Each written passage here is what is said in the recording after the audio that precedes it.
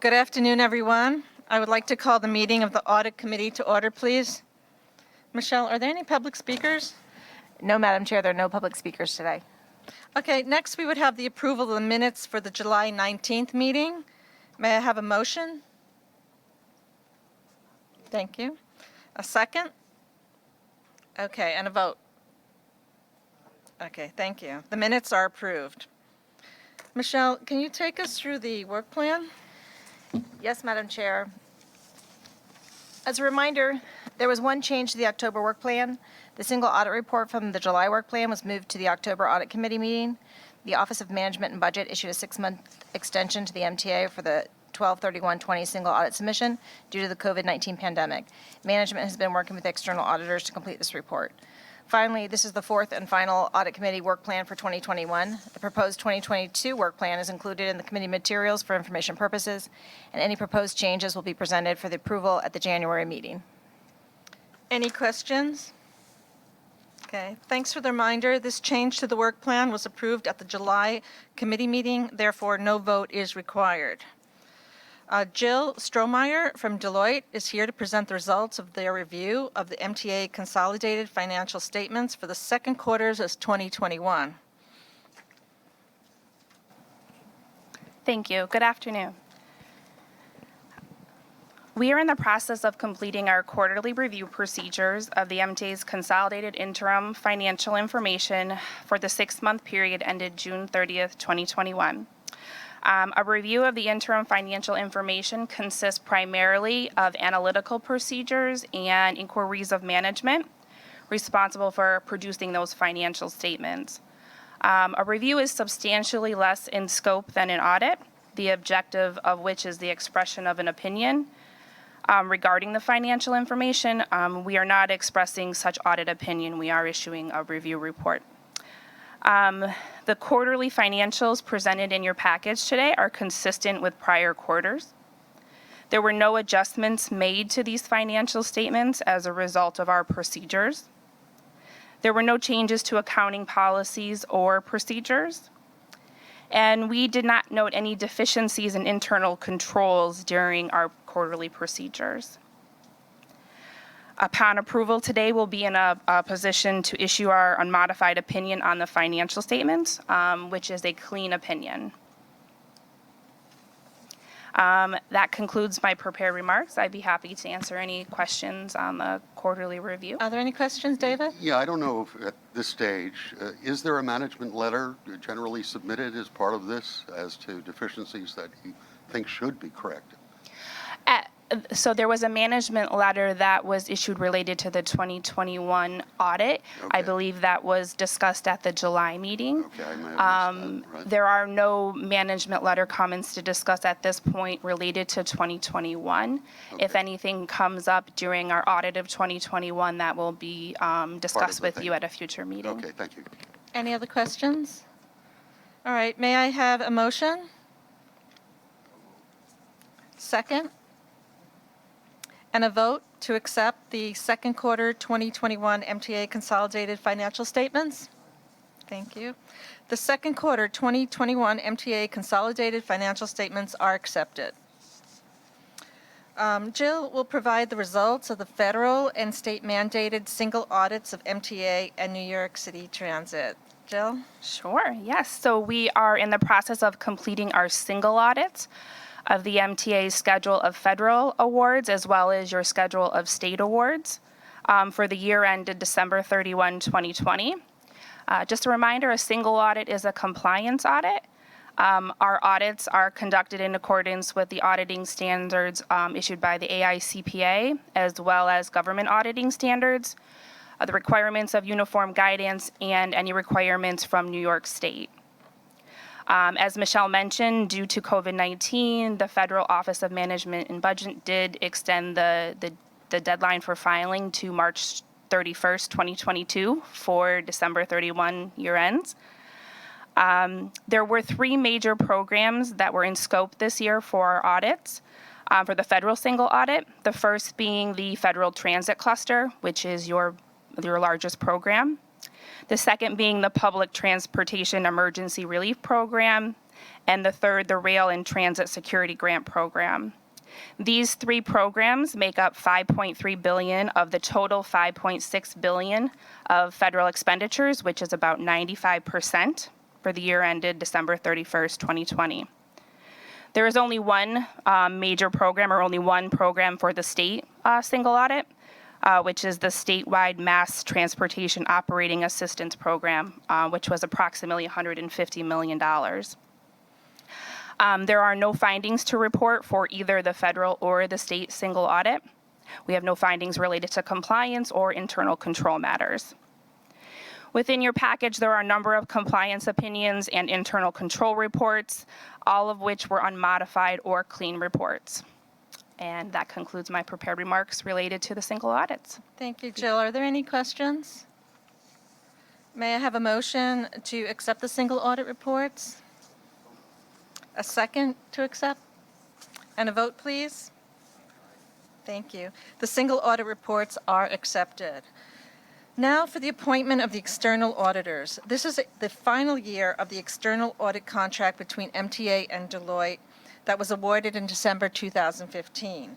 The procurement is in progress for the next contract, which management expects to award at the end year. As part of this reappointment process, the committee requires the auditor to present to the committee the results of the most recent inspection of the firm that was conducted by the PCAOB, or the Public Company Accounting Oversight Board. We have a copy of the 2019 report that was issued December 2020, and Jill will please briefly explain the comments. Sure.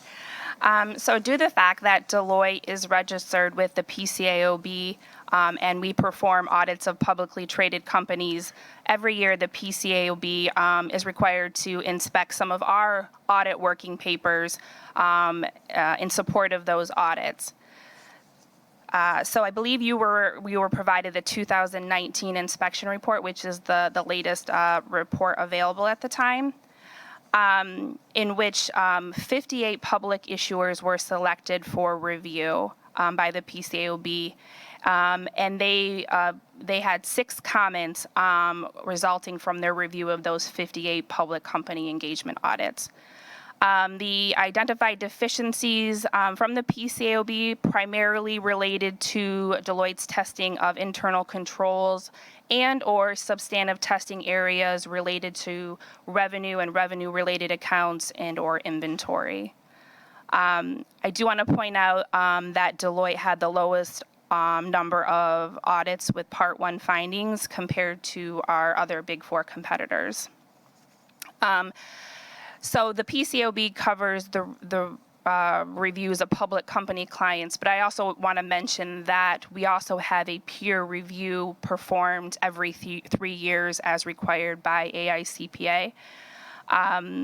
That peer review covers our private company clients as well as clients such as the MTA government clients.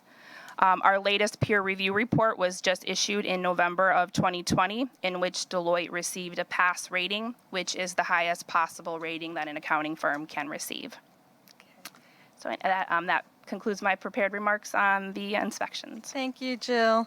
Any questions or comments about the PCAOB report, or for that matter, the reappointment of Deloitte as MTA's independent auditor? I'm just wondering, are we soliciting bids from other audit firms? We already had an RFP that went out. We have a few firms that have submitted proposals, and we're going through that process right now. Okay, sorry. I just didn't hear. Okay. Good. I need a motion to vote to appoint Deloitte as MTA's external auditor. A motion? That's for what period? 2021. 21. That's what confused me. Yes. A second? Second, please. And a vote to appoint Deloitte as MTA's external auditor. Thank you. Deloitte is reappointed for the audit of the year and 2021 financial statements. All right, continuing with Deloitte, Jill will tell us about the audit approach to the 2021 year-end audits of MTA financial statements and that of its agencies. Jill will also discuss any new or proposed changes in accounting principles, regulations, or financial reporting practices and its impact to the financial statements.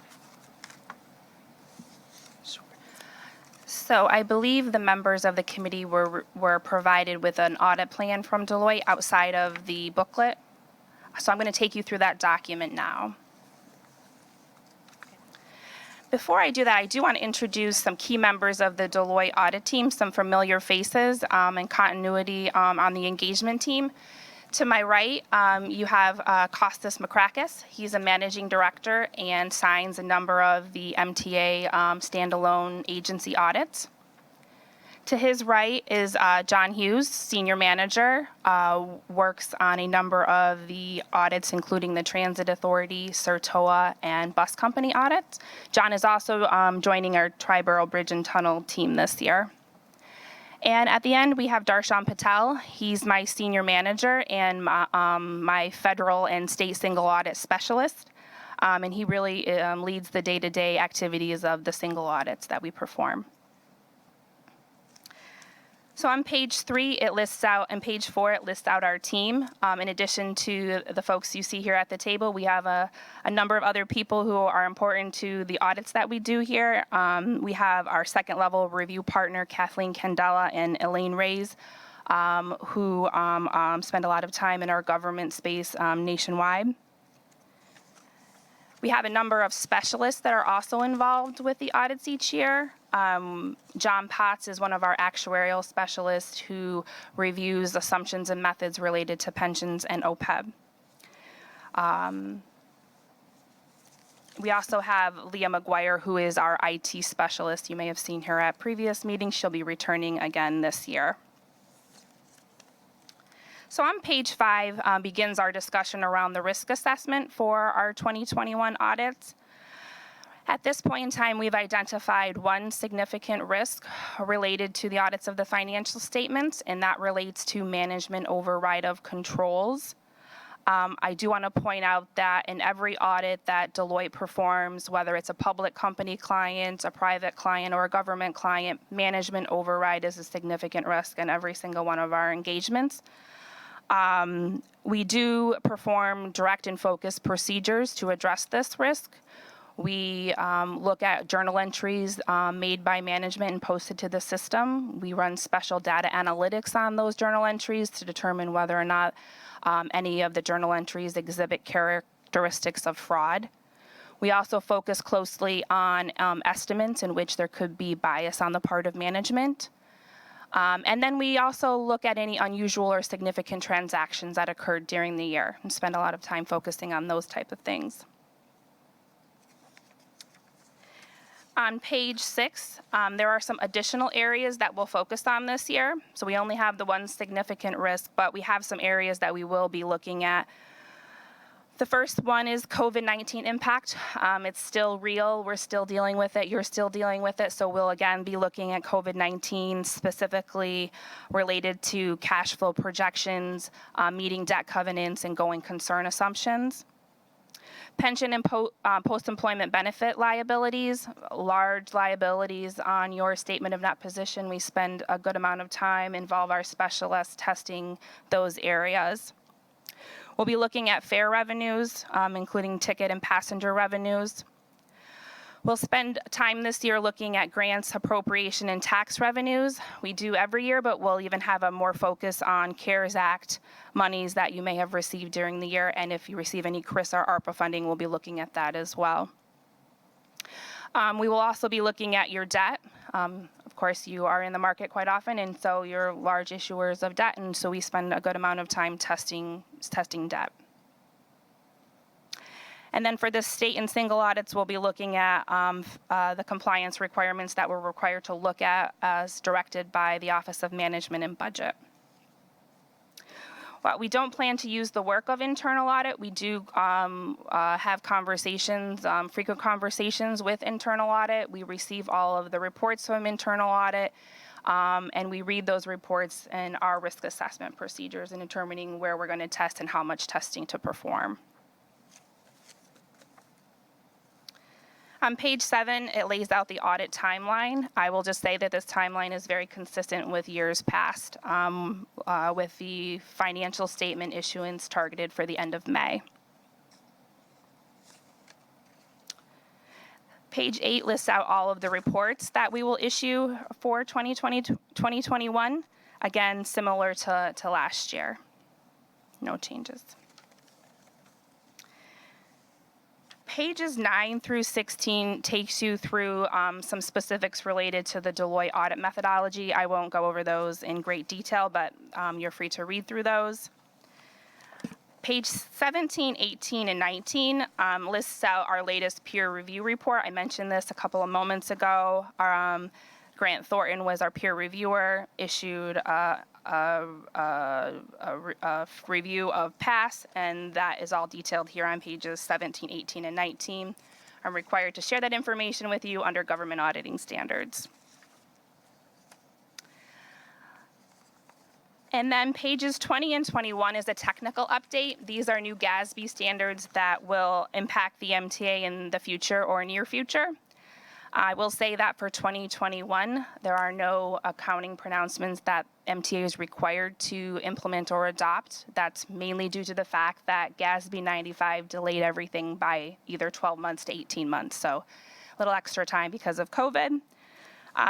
The one that's on the horizon, the biggest standard on the horizon, would be GASB 87 related to lease implementation that will impact the MTA for 2022. And the GASB has been relatively quiet. No GASB 98 yet, so since COVID happened, they've been relatively quiet with issuing new standards as of late. And with that, concludes my prepared remarks on the audit plan for 2021. I'd be happy Great. to answer any Great. questions. Thanks, Jill. Any questions from anyone? No? On to the Audit Committee Charter. For the record, the committee has been provided with a copy of the charter to review and assess the adequacy of the Audit Committee Charter. The committee members were asked to provide any comments or recommendations to revise the charter prior to the meeting, and no such recommendations were received. Therefore, based on our review, the committee recommends no changes to the charter at this time. Okay, next we have Lamont Kearse, the MTA Chief Compliance Officer, who will give a brief update on the implementation status of prior audit recommendations. Lamont, there you go. Thank you very much. Good afternoon, everyone. In your book, you will see our latest report regarding our tracking of open remediation plans that are 6 months past their original implementation dates. Our process has been to track, for the most part, the audit service reports and track the recommendations related to those. In this month, we've now integrated information from the Inspector General's office as part of that ongoing reporting. Now, having said that, there are certain data points that did not exist within the Inspector General's reports. Specifically, due dates were not part of the normal reporting cycle. Listing priorities were not part of that normal reporting cycle. So we've had to go in and to the extent that we can, establish some dates for implementation, establish some priorities for the remediations that need to be taken care of in order for us to go forward from here to track those open remediation plans going forward. So what you have in your book is a breakdown by agency and priority of both the outstanding remediation plans that are related to findings by both the Audit Service and the MTA Inspector General's office. You also have a presentation showing the closing rate. That's something I think is relevant so that you understand that, that this is an ongoing process every month that we are working on closing these moving forward, going forward, and giving a sense of what that closure rate looks like. So that's my presentation. If you have any questions, I'd be more than happy to answer them. Thank you, Lamont. Any questions? I do have a question. I assume that what I'm supposed to be looking at is the corporate compliance remediation plans related to audit findings 6 months past due. That's the right, I'm tuned into the right document. Audit committee report, remediation plans, 180 days past due by Yes. agency and priority, yes. Yes, I have actually 6 months past it, but in any event, the graph on page 3 that shows well over 45, 46, 47 high priority audits that are more than 180 days past due. And I think if I'm reading the color coding, actually 25 are construction development. And I'm wondering whether or not we should be focusing on this. And should we be seeing in that graph what we're talking about? And should we be spending time on looking at that high priority items that are way past due?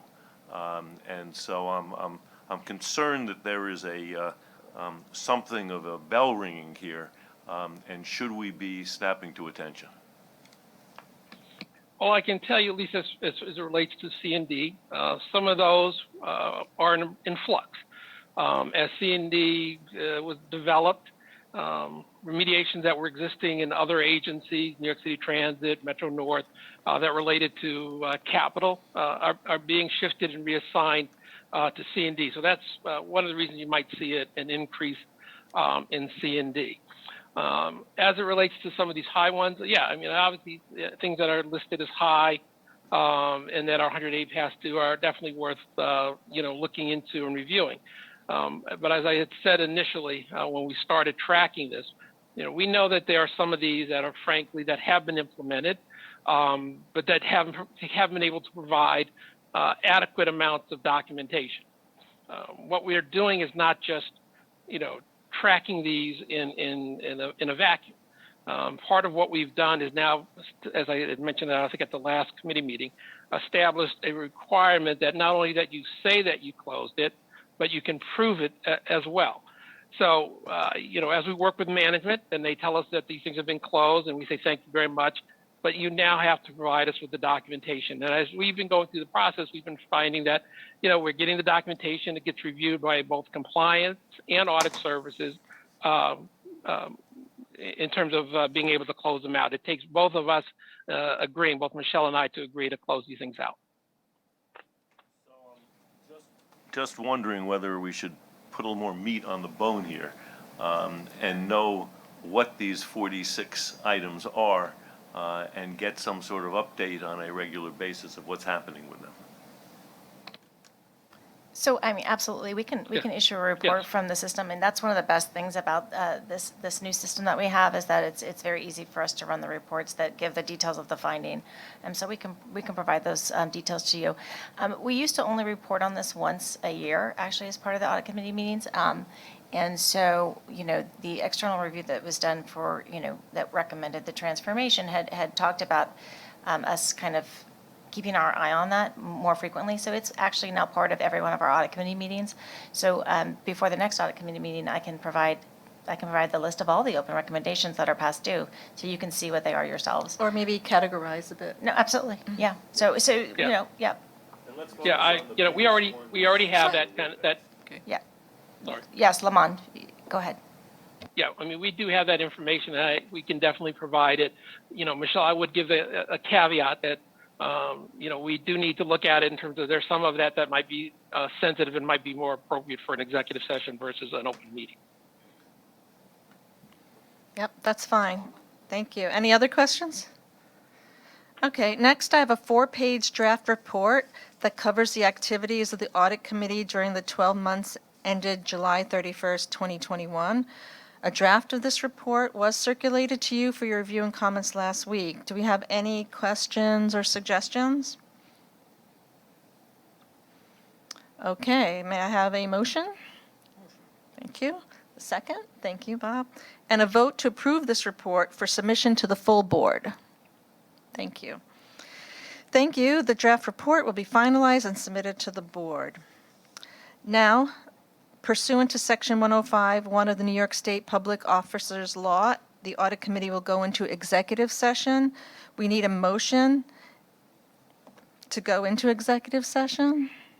Thank you. A second? Thank you. Thank you very much. The Audit Committee received a briefing during executive session from MTA IT on the security of sensitive data in accordance with New York State Public Offices Law. Now we need a motion for the Audit Committee to adjourn.